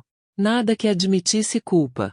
Apenas uma manobra evasiva cuidadosamente elaborada para ganhar tempo e preservar a reputação. Os repórteres fizeram perguntas. Ela negou a precisão dos dados. Ela disse que faltava contexto. Ela tinha alguma resposta sobre as mensagens privadas incluídas no site? Ela disse que foram tiradas em um momento de estresse e não representavam seus verdadeiros sentimentos. Ela achava que a fundação tinha um problema de diversidade? Ela disse que estavam sempre trabalhando para melhorar. Cada resposta só piorava a situação. Porque quando você responde a evidências documentadas com vagas promessas de melhoria, você está essencialmente admitindo que as evidências são precisas. Você está apenas esperando que as pessoas aceitem o desempenho em vez da mudança. Mas a seção de comentários em todos os artigos, em todas as postagens nas redes sociais, em todos os fóruns que discutiam essa história mostrava que as pessoas não aguentavam mais o desempenho. Elas queriam responsabilidade. Fechei meu laptop. Recostei-me. Observei as pessoas passarem pela janela da cafeteria. Pessoas comuns vivendo seus dias comuns, alheias ao fato de que, a poucos quilômetros dali, uma fundação estava ruindo porque alguém finalmente havia documentado que todos já sabiam em silêncio. Que legado não é o mesmo que mérito, e acesso não é o mesmo que equidade. Meu telefone tocou. Era o Richard. Deixei cair na caixa postal. Ele ligou de novo. E de novo. Finalmente. Atendi. Onde você está? Sua voz estava tensa. Vou tomar um café. Por quê? Minha mãe quer falar com você. Sobre o quê? Silêncio. Tempo suficiente para que eu soubesse que ele estava escolhendo as palavras com cuidado. Ela acha que você pode ter informações sobre quem poderia ter tido acesso aos documentos, quem estava nas reuniões, quem poderia ter tido motivação. E o que você acha, Richard? Outra pausa. Acho que, se você sabe de alguma coisa, agora seria a hora de me contar. Olhei pela janela. Uma mulher empurrava um carrinho de bebê. Um homem discutia ao telefone. A vida seguia normalmente enquanto, em algum lugar, as consequências finalmente alcançavam as escolhas feitas em particular. Acho que sua família passou décadas construindo uma reputação. E agora estão descobrindo que reputações só duram enquanto são merecidas. Essa não é uma resposta. É a única resposta que tenho. Ele desligou. Fiquei ali sentada segurando o celular, sabendo que aquela conversa tinha acabado de mudar algo fundamental entre nós. Ele suspeitava. Talvez até soubesse. Mas dizer isso em voz alta o obrigaria a confrontar tudo que vinha evitando desde o dia em que encontrei aquele grupo de bate-papo. O obrigaria a escolher entre sua família e sua esposa. Entre proteger o legado deles e reconhecer o mal que causaram. Eu não precisava que ele escolhesse. A escolha já havia sido feita. Não por mim, por eles. No momento em que decidiram que minha negritude era algo a ser superado, em vez de simplesmente aceito. No momento em que fizeram piadas sobre laços sanguíneos e complicações. No momento em que construíram sistemas que pareciam inclusivos, mas praticavam a exclusão. Eles haviam escolhido. Eu apenas documentei a escolha. A tarde trouxe mais cobertura. Artigos de opinião sobre a responsabilidade das organizações sem fins lucrativos. Entrevistas com especialistas em supervisão de fundações. Reflexões sobre como famílias ricas usam a filantropia para gerenciar sua reputação em vez de investir genuinamente na comunidade. A Fundação Vestuou havia se tornado um estudo de caso. Um símbolo. Não porque fossem excepcionalmente ruins, mas porque eram tipicamente desonestos. Representavam um padrão tão comum que se tornará invisível, até que alguém o tornou visível. Naquela noite, fui para casa. Richard estava em seu escritório com a porta fechada. Eu podia ouvi-lo ao telefone. Provavelmente com advogados. Provavelmente discutindo como conter a situação. Como controlar a narrativa. Como descobrir quem era o responsável para que pudessem desviar o foco do conteúdo para a fonte. Uma clássica manobra de desvio. Atacar o mensageiro quando não se pode contestar a mensagem. Preparei o jantar para mim. Jantei sozinha à mesa da cozinha. Pensei no meu filho. Liguei para ele enquanto arrumava a cozinha. Ele tinha visto as notícias. Perguntou se eu estava bem. Se eu estava segura. Se isso ia me afetar de alguma forma. Eu disse que estava bem. Que às vezes a coisa certa a fazer também é a mais difícil. Que ele me ensinou isso com sua própria coragem, lutando contra sistemas criados para excluí-lo, triunfando apesar das barreiras, recusando-se a se diminuir para caber em espaços que não foram feitos para ele. Tenho orgulho de você, mãe, disse ele. Sem perguntar se eu tinha feito aquilo. Apenas sabendo. Do jeito que as crianças reconhecem seus pais mesmo sem palavras. Depois que desliguei o telefone, fiquei parada na pia da cozinha olhando para o quintal que escurecia. A propriedade que parecerá tão impressionante 6 meses atrás agora parecia um monumento ao vazio. Bonita por fora. Oca por dentro. Construída para impressionar em vez de servir. Projetada para ostentar status em vez de gerar valor. A família de Richard acreditava que seu legado estava assegurado. Gravado em pedra por gerações de vantagens cuidadosamente mantidas. Mas legados não são de pedra. São histórias. E histórias podem ser reescritas por qualquer um que tenha coragem de contar a verdade. Eu havia contado a história. Agora, só me restava esperar para ver se a verdade ainda teria força suficiente para importar. A investigação começou em 48 horas. Não uma investigação de verdade, não havia detetives, nem intimações, apenas advogados caros contratados para encontrar a origem do vazamento e criar uma narrativa que minimizasse os danos. Richard me disse que estavam revisando os registros de acesso ao banco de dados, verificando quem havia participado de quais reuniões, cruzando os horários das capturas de tela com os registros de presença, construindo um perfil de quem poderia ter compilado todas aquelas informações. Ouviu explicar isso durante o café da manhã, 3 dias após a publicação. Sua voz era clínica, distante, como se estivesse descrevendo um problema no trabalho em vez do desmoronamento da reputação de sua família. Ele me observava enquanto falava, não exatamente acusando, não exatamente confiando, apenas avaliando, tentando conciliar a mulher com quem pensava ter se casado com a possibilidade de que ela pudesse ter documentado sistematicamente os fracassos de sua família por 6 meses.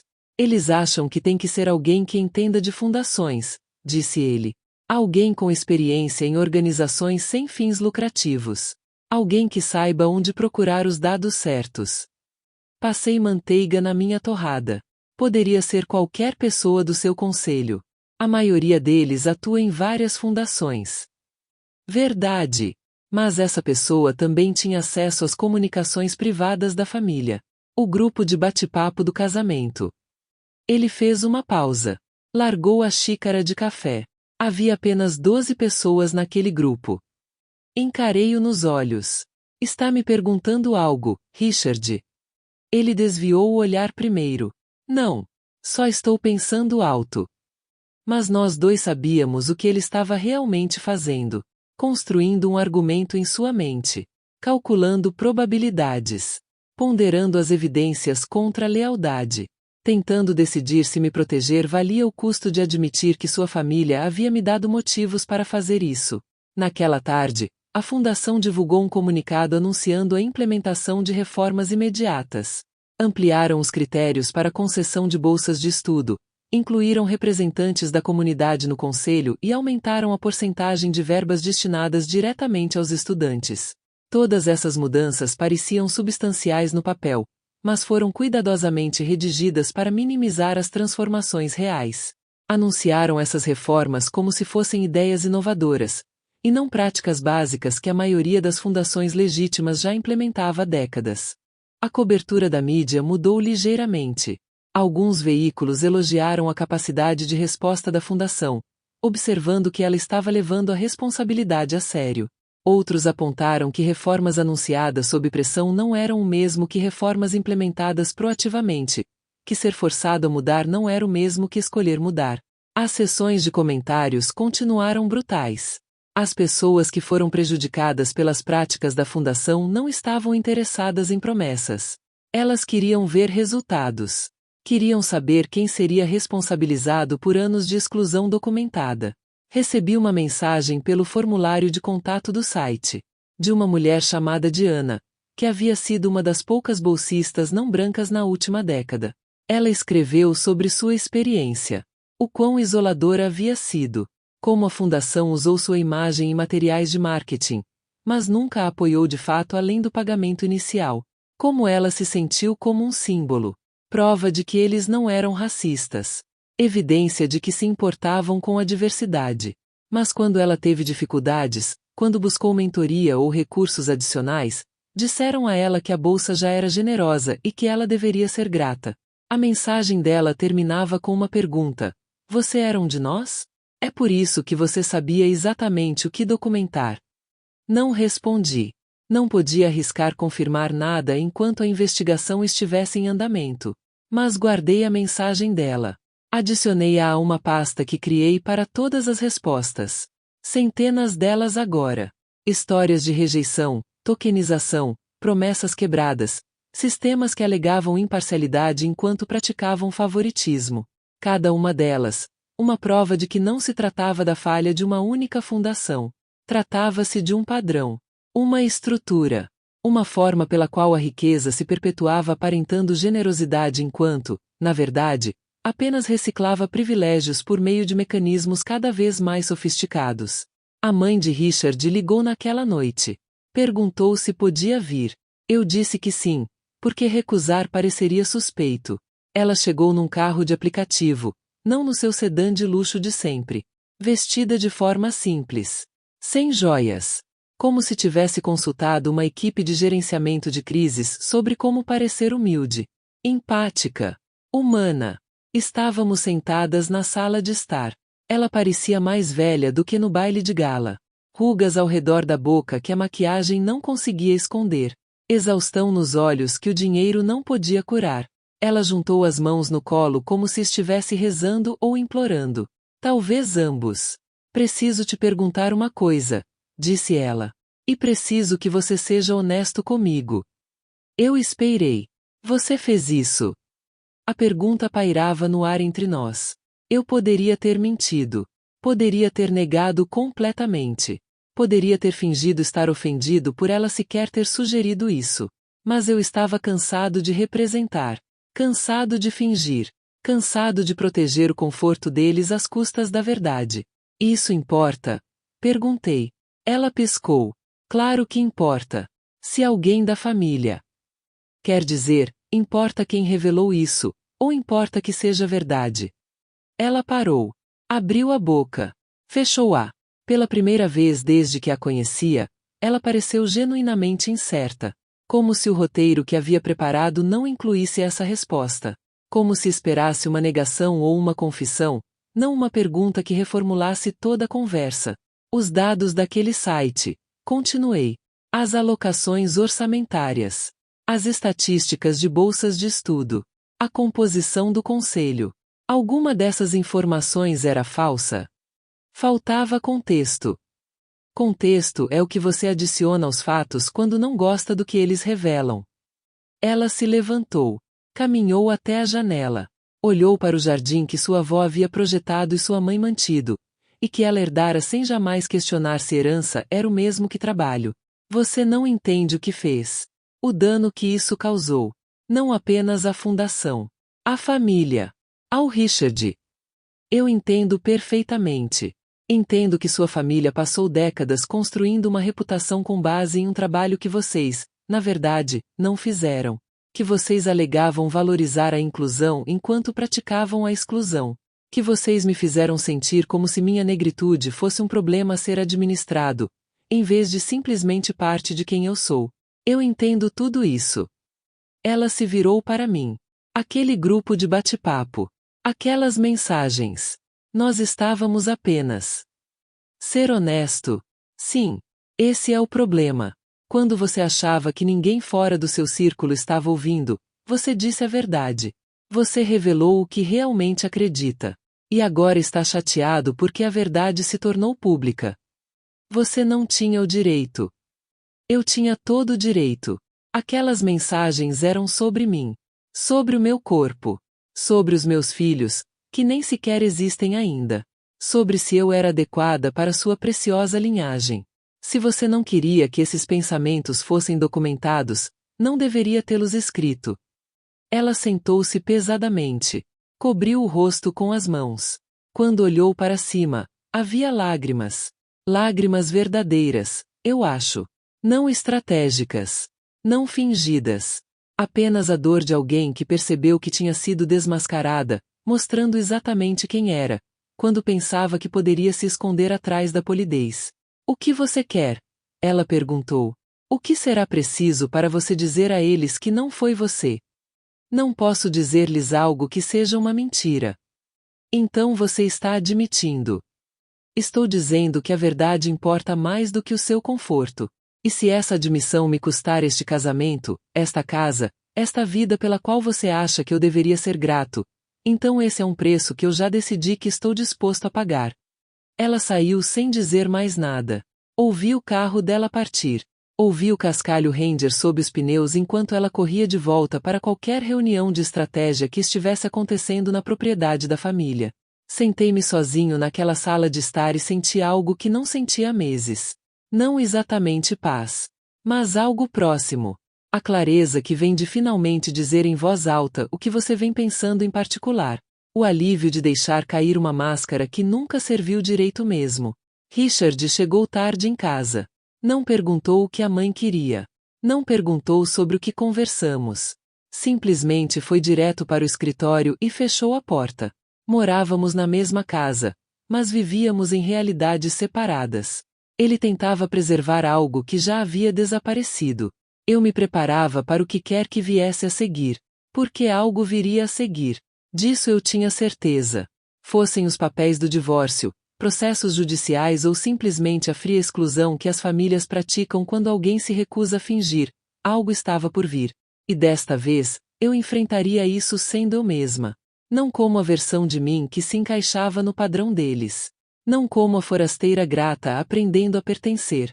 Apenas como eu. A mulher que sobreviveu a coisas piores do que o julgamento deles.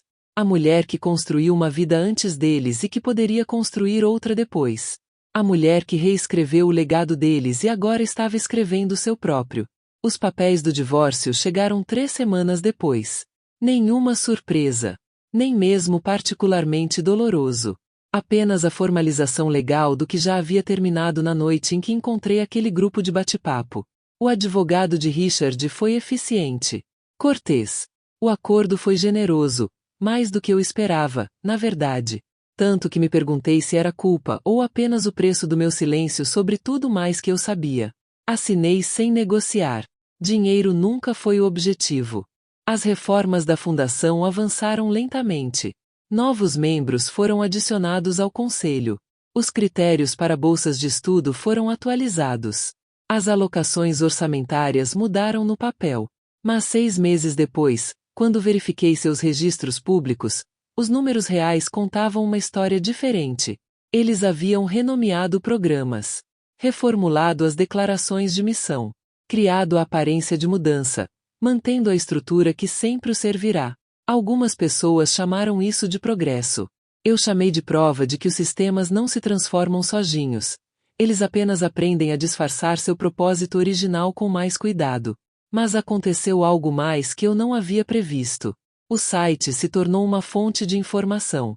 Outras pessoas começaram a enviar documentos sobre outras fundações. Outras organizações familiares que alegavam benefício público enquanto praticavam exclusão privada. O site evoluiu de uma denúncia de uma instituição para um arquivo de um padrão. Um registro coletivo de como a riqueza se protege através da linguagem da generosidade. Os alunos começaram a entrar em contato. Não apenas aqueles rejeitados pela Fundação Vestuou, mas jovens que enfrentavam sistemas semelhantes em todos os lugares. Perguntavam como reconhecer a discrepância entre os valores declarados e as práticas reais. Como documentar padrões. Como construir argumentos sem se deixar levar pela raiva. Comecei a responder. Silenciosamente. Anonimamente a princípio. Depois, mais abertamente. Compartilhando o que havia aprendido sobre a paciência como estratégia. Sobre como a resistência mais eficaz muitas vezes se disfarça de submissão até que deixe de ser.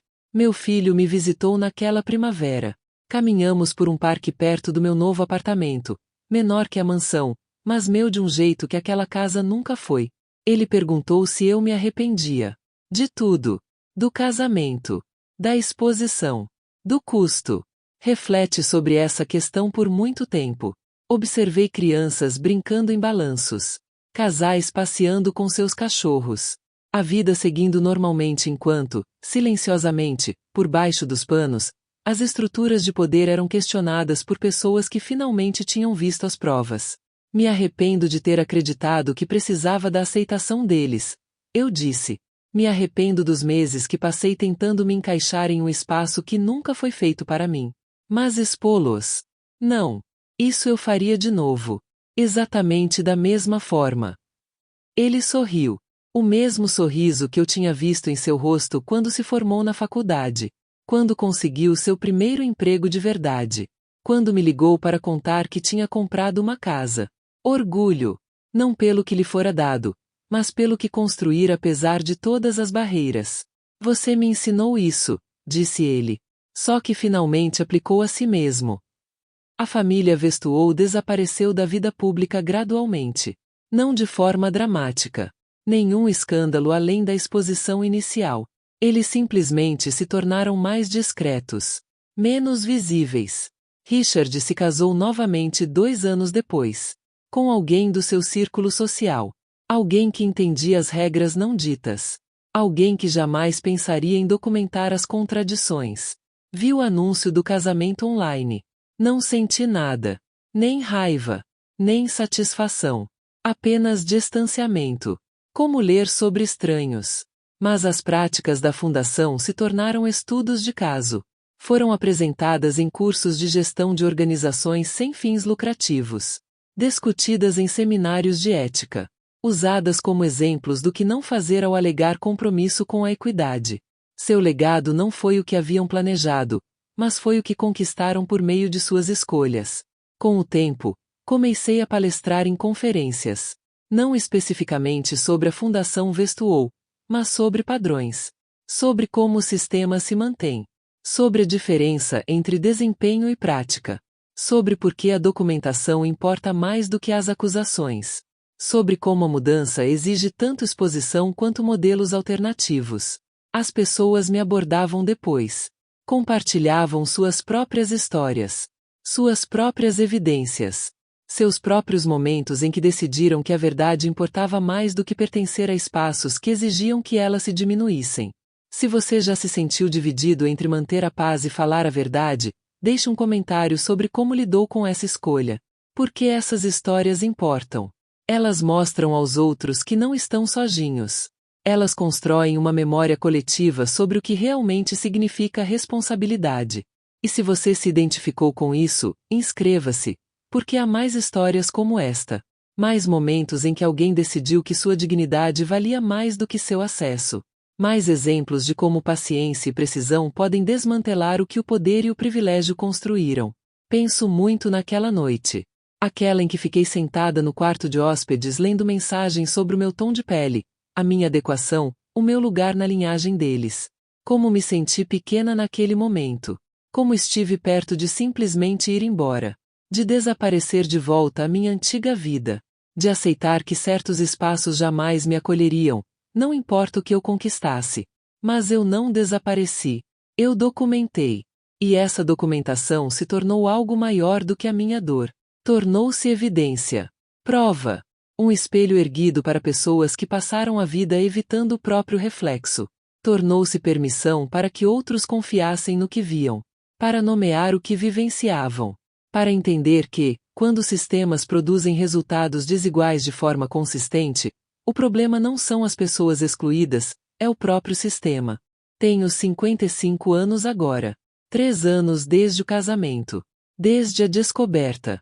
Desde a exposição que reescreveu o legado deles e o meu. Moro sozinha. Trabalho como consultora, ajudando organizações sem fins lucrativos a auditarem suas próprias práticas antes que alguém o faça. Ensino-as a alinhar seus valores com suas ações. Como construir sistemas que realmente sirvam às comunidades que dizem apoiar. Como reconhecer quando estão reciclando privilégios em vez de redistribuir oportunidades. Algumas pessoas acham que o que eu fiz foi vingança. Talvez tenha sido. Mas, se foi, foi o tipo de vingança que não te diminui. O tipo de vingança que é indistinguível da justiça. O tipo de vingança que diz: eu não vou desaparecer para te deixar confortável. Eu não vou fingir que seu desempenho é o mesmo que o de um ensaio. Eu não vou proteger sua reputação às custas da verdade. A família de Richard achava que eu era escura demais para a linhagem deles. Eles mediam meu valor pela minha proximidade com a branquitude, pela minha disposição em me assimilar, pela minha gratidão por ter acesso a espaços que nunca deveriam ter sido restritos. Mas eu reescrevo o legado deles.